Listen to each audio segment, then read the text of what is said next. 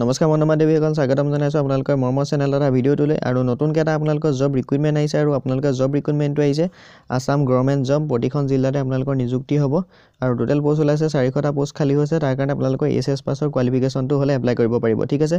চ' ভিডিঅ'ৰ জৰিয়তে আপোনালোকক সকলোখিনি ইনফৰমেশ্যন মই আপোনালোকক জনাই দিম, গতিকে আপোনালোকে ভিডিঅ'টো সম্পূৰ্ণ শেষলৈ চাই থাকিব। হয় বন্ধু-বান্ধৱীসকল, এডভাৰটাইজমেণ্টটো এইটোৱে হৈছে। ইয়াত আপোনালোকে দেখা পাইছে ৰাষ্ট্ৰীয় স্বাস্থ্য অভিযান অসম, অৰ্থাৎ আপোনালোকৰ এইটো আহিছে নেশ্যনেল হেল্থ মিছন আসামৰ ফালৰ পৰা office of the mission director. আৰু ইয়াত আপোনালোকে দেখা পাইছে GS ৰোড খ্ৰীষ্টিয়ান বস্তি গুৱাহাটী 781005। এডভাৰটাইজমেণ্টটো আহিছে 5 ফেব্ৰুৱাৰী, অৰ্থাৎ কালি আহিছে। আৰু ইয়াত আপোনালোকৰ যিটো এডভাৰটাইজমেণ্ট আহিছে সেইটো আপোনালোকৰ আহিছে ছাৰ্ভেইলেঞ্চ ৱৰ্কাৰ কণ্টেক্সুৱেল। ইয়াত আপোনালোকে এইটো দেখা পাইছে ছাৰ্ভেইলেঞ্চ ৱৰ্কাৰ কণ্টেক্সুৱেলত। আৰু তাত আপোনালোকৰ ল'ব under state support national health mission আসামত। আৰু ইয়াত যিটো NSMৰ আপোনালোকৰ পোষ্ট খালী হৈছে তাত আপোনালোকৰ সম্পূৰ্ণ ডিটেইলছটো মই জনাই দিছোঁ। এপ্লাই কৰিবলৈ হ'লে আপোনালোকে অনলাইন এপ্লিকেশ্যন কৰিব লাগিব, অৰ্থাৎ অনলাইন যোগেদি আপোনালোকে ৱেবছাইটটোত গৈ পিনি ৰেজিষ্ট্ৰেশ্যন কৰিব লাগিব। তাৰপিছত আহিলে নেম অফ দ্য পজিশ্যন, অৰ্থাৎ পোষ্টটোৰ নাম হৈছে আপোনালোকৰ ছাৰ্ভেইলেঞ্চ ৱৰ্কাৰ কণ্টেক্সুৱেল আৰু দিছে আপোনালোকৰ ষ্টেট ছাপৰ্ট আণ্ডাৰ।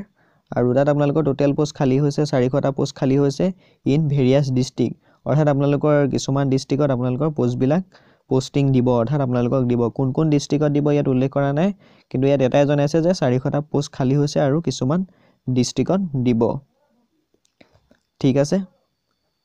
তাৰপিছতে আহিলে এডুকেশ্যন কোৱালিফিকেশ্যন। ইয়াত আপোনালোকৰ এডুকেশ্যন কোৱালিফিকেশ্যন বুলি ক'বলৈ গ'লে দিছে ইয়াত হায়াৰ ছেকেণ্ডেৰী পাছ দিছে।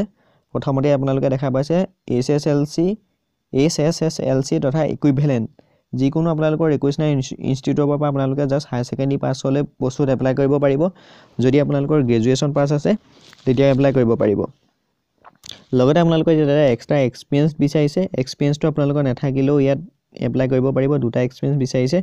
ইয়াত উল্লেখ কৰিছে যে যদি এক্সপিৰিয়েঞ্চ থাকে তেতিয়াহ'লে আপোনালোকক অগ্ৰাধিকাৰ দিয়া হ'ব।